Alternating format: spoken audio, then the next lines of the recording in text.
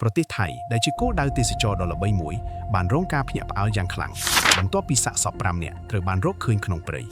អ្វីដែលគួរឲ្យខ្លាចបំផុតគឺឃាតករបានក្លែងខ្លួនជាប៉ូលីសដើម្បីបោកជនរងគ្រោះនៅយប់ថ្ងៃទី31ខែកក្កដាឆ្នាំ2026ក្រុមស៊ើបអង្កេតពីប៉ូលីសតំបន់ទី2របស់ប្រទេសថៃបានចូលទៅក្នុងព្រៃសុកញ៉ាវស្ថិតក្នុងស្រុកបាងឡាម៉ុងខេត្តឈុនបុរីដោយមានជនសង្ស័យ2នាក់ដែលត្រូវបានដាក់ខ្នោះដៃនាំផ្លូវមន្ត្រីប៉ូលីសបានជីកដីជម្រៅប្រហែល1ម៉ែត្រក្រោមដីខ្សាច់ហើយបានប្រទះឃើញសាកសពបងប្អូនជនជាតិរុស្ស៊ី2នាក់ដែលបានបាត់ខ្លួនអស់រយៈពេល5ថ្ងៃប៉ុន្តែការជីករកមិនបានបញ្ចប់ត្រឹមនោះទេនៅចម្ងាយមិនដល់2គីឡូម៉ែត្រពីទីតាំងដំបូងក្នុងចំការដងដាច់ស្រយាលមួយប៉ូលីសបានរកឃើញសាកសពសមាជិកគ្រួសារជនជាតិថៃចំនួន3នាក់ដែលបានបាត់ខ្លួនយ៉ាងអាថ៌កំបាំងប្រហែល20ថ្ងៃមុនអ្វីដែលដំបូងមើលទៅដូចជាករណីប្លន់ដ៏ឃោរឃៅមួយបានបង្ហាញឲ្យឃើញសោកនាដកម្មមួយទៀតដែលបានកើតឡើងស្របគ្នាអស់រយៈពេលជាច្រើនសប្តាហ៍ការស៊ើបអង្កេតបានបញ្ជាក់ថាជនរងគ្រោះទាំង5នាក់សុទ្ធតែបានធ្លាក់ក្នុងអន្ទាក់ដោយវិធីសាស្ត្រដូចគ្នាជនល្មើសបានក្លែងខ្លួនជាមន្ត្រីប៉ូលីសដែលអះអាងថាកំពុងបំពេញភារកិច្ចផ្លូវការបន្ទាប់មកពួកគេបានចាប់ចងជនរងគ្រោះប្លន់យកទ្រព្យសម្បត្តិនិងសម្លាប់ពួកគេអ្នកស៊ើបអង្កេតបានរកឃើញថាជនរងគ្រោះទាំងពីរក្រុមមិនមានទំនាក់ទំនងគ្នាពីមុនទេហើយក៏មិនមានទំនាក់ទំនងជាមួយជនសង្ស័យដែរក្រុមជនសង្ស័យមានជនជាតិថៃចំនួន4នាក់ក្នុងនោះមានមេខ្លោងម្នាក់ដែលទើបតែត្រូវបានដោះលែងពីពន្ធនាគារប្រហែល1ខែប៉ុណ្ណោះមុនពេលឧក្រិដ្ឋកម្មទាំងនេះកើតឡើងករណីទី1គឺជាបងប្អូនជនជាតិរុស្ស៊ី2នាក់ដែលបានរស់នៅជាមួយគ្រួសាររបស់ពួកគេក្នុងខេត្តឈុនបុរីអស់ជាច្រើនឆ្នាំបងស្រីឈ្មោះ Diana Nazimova អាយុ22ឆ្នាំប្អូនប្រុសឈ្មោះ Roman Nazimov អាយុ17ឆ្នាំករណីទី2គឺជាគ្រួសារជនជាតិថៃចំនួន3នាក់មកពីតំបន់ហួយយ៉ៃឪពុកឈ្មោះ Wichuan អាយុ53ឆ្នាំម្ដាយឈ្មោះ Chantana អាយុ50ឆ្នាំកូនស្រីឈ្មោះ Nichapa អាយុ18ឆ្នាំបុគ្គលសំខាន់បំផុតក្នុងការស៊ើបអង្កេតគឺបុរសអាយុ43ឆ្នាំឈ្មោះ Phana Khoethong ដែលគេស្គាល់តាមរហស្សនាមថាផងយោងតាមកំណត់ត្រាផ្លូវការផងត្រូវបានដោះលែងពីពន្ធនាគារនៅថ្ងៃទី5ខែមិថុនាឆ្នាំ2026កាលពីមុនគាត់ធ្លាប់ត្រូវបានផ្ដន្ទាទោសពីបទប៉ុនប៉ងមនុស្សឃាតព្រមទាំងបទល្មើសពាក់ព័ន្ធនឹងអាវុធនិងគ្រឿងញៀនសារព័ត៌មានក្នុងស្រុកក៏បានរាយការណ៍ថាគាត់ធ្លាប់ជាប់ពាក់ព័ន្ធនឹងករណីអាវុធក្នុងឆ្នាំ2016និង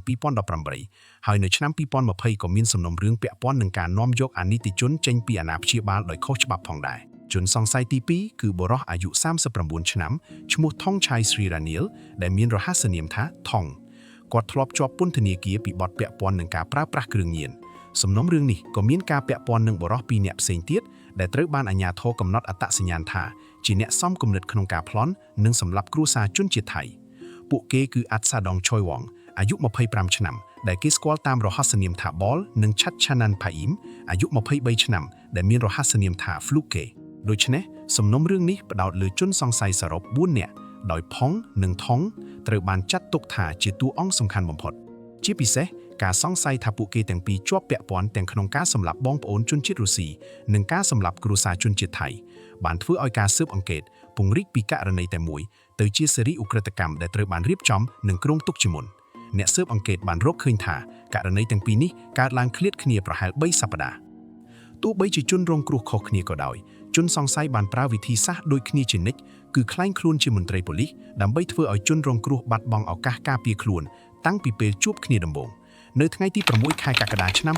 2026ក្រុមជនសង្ស័យទាំង4នាក់មាន Phong, Thong, Bol និង Fluke បានទៅដល់ផ្ទះរបស់គ្រួសារមួយនៅស្រុកបាងឡាម៉ុង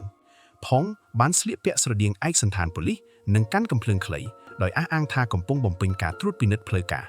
ក្រុមនេះបានប្រើខ្នោះដៃចាប់ចង Wichian និង Chantana ក្នុងពេលនោះកូនស្រីអាយុ18ឆ្នាំឈ្មោះ Nichapa បានត្រឡប់មកពីហាងលក់ទំនិញហើយក៏ត្រូវបានចាប់ចងភ្លាមៗដែរជនសង្ស័យបានបង្ខំឲ្យជនរងគ្រោះទាំង3ឡើងលើរថយន្ត pick-up របស់គ្រួសារផ្ទាល់ហើយបើកទៅកាន់ចំការដងដាច់ស្រយាលមួយក្នុងភូមិលេខ10ឃុំហួយយ៉ៃនៅទីនោះពួកគេបានបាញ់សម្លាប់ជនរងគ្រោះទាំង3នាក់យោងតាមការចោទប្រកាន់របស់ប៉ូលីសនិងកំណត់ត្រាស៊ើបអង្កេតដំបូង Nichapa ត្រូវបានរំលោភផ្លូវភេទមុនពេលត្រូវបានសម្លាប់បន្ទាប់ពីសម្លាប់រួចក្រុមជនសង្ស័យបានជីករណ្ដៅតែមួយហើយកប់សាកសពទាំង3ជាមួយគ្នាពួកគេក៏បានយករថយន្ត pick-up និងទូរស័ព្ទដៃរបស់ជនរងគ្រោះទៅផងដែរតាមចម្លើយរបស់ជនសង្ស័យរថយន្តនោះត្រូវបានលួចយកទៅប្រើសម្រាប់ដឹកជញ្ជូនគ្រឿងញៀនមួយថ្ងៃក្រោយមកសាច់ញាតិរបស់គ្រួសារនោះបានទៅប៉ុស្តិ៍ប៉ូលីសហួយយ៉ៃ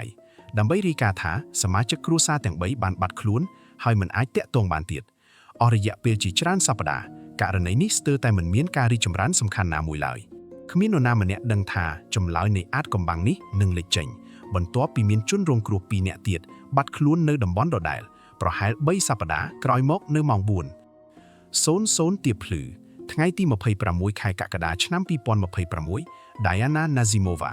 និងប្អូនប្រុស Roman បានចេញពីផ្ទះជួលរបស់ពួកគេក្នុងភូមិលេខ7ឃុំហួយយ៉ៃជិះម៉ូតូ Honda RDV 150ទៅកាន់ហាងលក់ទំនិញមួយកាមេរ៉ាសុវត្ថិភាពបានថតឃើញ Roman ជាអ្នកបើកម៉ូតូខណៈ Diana អង្គុយពីក្រោយធ្វើដំណើរឆ្ពោះទៅផ្លូវល្បឿនលឿនមុនពេលបាត់ការតាក់ទងបងប្អូនទាំងពីរបានផ្ញើសារទៅម្ដាយថាពួកគេជឿថាកំពុងត្រូវបានមនុស្សមិនស្គាល់មុខតាមដានផងជិះម៉ូតូមួយគ្រឿងដោយមានថងអង្គុយពីក្រោយដេញតាមបងប្អូនទាំងពីរនៅពេលជនរងគ្រោះឈប់នៅកន្លែងបត់ក្រោមស្ពានអាកាសបរិសុទ្ធទាំងពីរបានចូលទៅជិតហើយម្ដងទៀតក្លែងខ្លួនជាមន្ត្រីប៉ូលីសបញ្ជាឲ្យពួកគេឈប់ដើម្បីធ្វើការត្រួតពិនិត្យខណៈគោលបំណងពិតគឺចង់លួចម៉ូតូនៅពេលរ៉ូម៉ានដឹងថាមានអ្វីមិនប្រក្រតីហើយព្យាយាមតស៊ូផងបានដកកាំភ្លើងបាញ់គាត់ចំនួន2គ្រាប់ភ្លាមបន្ទាប់មកបរិសុទ្ធទាំងពីរបានវាយប្រហារ Diana យ៉ាងសាហាវរហូតដល់នាងស្លាប់បន្ទាប់មកពួកគេបានយកសាកសពទាំងពីរចូលទៅក្នុងព្រៃជ្រៅជីករណ្ដៅតែមួយកប់ជាមួយគ្នាហើយជិះម៉ូតូដែលលួចបានរត់គេចខ្លួនក្រោយធ្វើសកម្មភាពរួចជនសង្ស័យបានព្យាយាមលុបបំបាត់ភស្តុតាងទាំងអស់ដែលអាចនាំឲ្យអាជ្ញាធរតាមដានសកម្មភាពរបស់ពួកគេនិងកម្ចាត់ទ្រព្យសម្បត្តិដែលបានលួចផែនការលុបភស្តុតាងរបស់ពួកគេហាក់ដូចជាត្រូវបានរៀបចំយ៉ាងប្រុងប្រយ័ត្នប៉ុន្តែត្រូវបានរំខានដោយការអន្តរាគមន៍ទាន់ពេលវេលារបស់ប្រជាពលរដ្ឋក្នុងតំបន់នៅប្រហែលម៉ោង10ព្រឹកថ្ងៃទី26ខែកក្កដាឆ្នាំ2026ផងនិងថងបានទៅដល់ផ្ទះបងស្រីរបស់ថងនៅតំបន់ហួយយ៉ៃដោយជិះម៉ូតូ Honda Scoopy ពណ៌ក្រហមស្ត្រីជាបងស្រីបានប្រាប់ប៉ូលីសថាបុរសទាំងពីរមានភក់ប្រឡាក់ពេញខ្លួនហើយបានអះអាងថាពួកគេទើបតែត្រឡប់មកពីនេសាទត្រីក្បែរវត្តយ៉ានសាំងវ៉ារ៉ាមនាងក៏បានឃើញផងស្លៀកសម្លៀកបំពាក់ស្រដៀងឯកសណ្ឋានប៉ូលីសហើយមានកាំភ្លើងខ្លីដាក់នៅផ្នែកខាងមុខម៉ូតូផងដែរមួយរយៈក្រោយមកម៉ូតូ Honda RDV 150របស់ជនរងគ្រោះត្រូវបានរុះរើជាបំណែកនៅពេលសារព័ត៌មានចាប់ផ្ដើមផ្សព្វផ្សាយយ៉ាងទូលំទូលាយអំពីការស្វែងរកបងប្អូនជនជាតិរុស្ស៊ីទាំងពីរជនសង្ស័យបានដឹងថាខ្លួនកំពុងប្រឈមនឹងការតាមចាប់ដូច្នេះពួកគេបានយកបំណែកម៉ូតូទៅកប់នៅទីបញ្ចុះសពចាស់ Hong Luang Cemetery នៅយប់ថ្ងៃទី28ខែកក្កដាប្រជាពលរដ្ឋក្នុងតំបន់បានសង្កេតឃើញបុរសមួយក្រុមកាន់ឧបករណ៍ជីកដីធ្វើសកម្មភាពគួរឲ្យសង្ស័យព្រឹកថ្ងៃបន្ទាប់គឺថ្ងៃទី29ខែកក្កដាមន្ត្រីរដ្ឋបាលឃុំនិងកម្លាំងប៉ូលីសបានចុះជីកកន្លែងដែលគេសង្ស័យពួកគេបានរកឃើញស៊ុំម៉ូតូ Honda RDV 150ព្រមទាំងបំណែកស្លាកលេខដែលត្រូវបានកាត់ជាច្រើនផ្នែកហើយកប់នៅក្នុងរណ្ដៅផ្សេងៗគ្នាការរកឃើញម៉ូតូដែលត្រូវបានរុះរើនៅទីបញ្ចុះសព Hong Luang បានក្លាយជាភស្តុតាងដ៏សំខាន់ដែលអនុញ្ញាតឲ្យក្រុមស៊ើបអង្កេតរបស់ប៉ូលីសតំបន់ទី2បង្រួមមុខសញ្ញាសង្ស័យផងបានក្លាយជាជនសង្ស័យលេខ1ភ្លាមព្រោះគាត់រស់នៅក្បែរទីបញ្ចុះសពនោះហើយទើបតែត្រូវបានដោះលែងពីពន្ធនាគារមិនយូរប៉ុន្មាននៅពេលដឹងថាអត្តសញ្ញាណរបស់ពួកគេត្រូវបានបែកការផងនិងថងបានជិះម៉ូតូរត់គេចពីខេត្តឈុនបូរីឆ្លងកាត់ខេត្តឆាន់ថាបូរីឆ្ពោះទៅខេត្តសាខេយ៉ូកាមេរ៉ាសុវត្ថិភាពបានថតជាប់បុរសទាំងពីរនៅស្រុកម៉ាខាមប្រហែលម៉ោង1រសៀលថ្ងៃទី30ខែកក្កដាបន្ទាប់មកពួកគេបានបើកម៉ូតូល្បឿនលឿនឆ្លងកាត់គោលដៅត្រួតពិនិត្យរួមរវាងយោធានិងប៉ូលីសនៅស្រុកខៅខីឆាគុតមុននឹងបន្តដំណើរទៅខេត្តសេខាយ៉ូ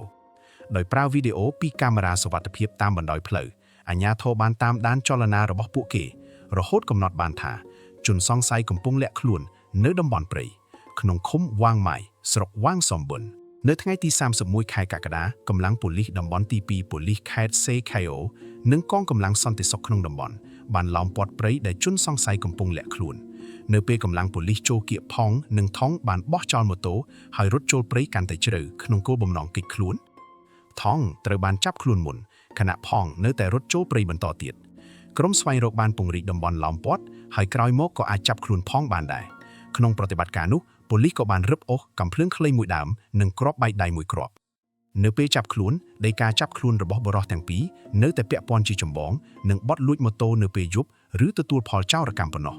ទើបតែបន្ទាប់ពីការសួរចម្លើយផងនិងថងបានសារភាពថាពួកគេជាប់ពាក់ព័ន្ធនឹងការសម្លាប់បងប្អូនជនជាតិរុស្ស៊ីទាំងពីរហើយបាននាំប៉ូលីសត្រឡប់ទៅខេត្តឆុនបូរីដើម្បីបង្ហាញទីតាំងកប់សាកសព នៅយប់ថ្ងៃទី31ខែកក្កដាឆ្នាំ2026បន្ទាប់ពីការចាប់ខ្លួនជនសង្ស័យសំខាន់ទាំងពីរបាននាំអ្នកស៊ើបអង្កេតដោយផ្ទាល់ទៅកាន់កន្លែងដែលពួកគេបានកប់ជនរងគ្រោះសាកសពបងប្អូនជនជាតិរុស្ស៊ីទាំងពីរត្រូវបានរកឃើញក្នុងរណ្ដៅមួយដែលមានជម្រៅប្រហែល1ម៉ែត្រសាកសព Diana ស្ថិតនៅខាងក្រោមសាកសព Roman ជនរងគ្រោះទាំងពីរនៅតែស្លៀកសម្លៀកបំពាក់ពេញលេញហើយមិនត្រូវបានរុំដោយវត្ថុណាមួយឡើយការពិនិត្យសាកសពបឋមបានបញ្ជាក់ថា Roman បានស្លាប់ដោយសាររបួសគ្រាប់កាំភ្លើងចំនួន2គ្រាប់ខណៈ Diana បានរងរបួសជាច្រើនកន្លែងដោយសារការវាយដំយ៉ាងសាហាវមុនពេលនាងស្លាប់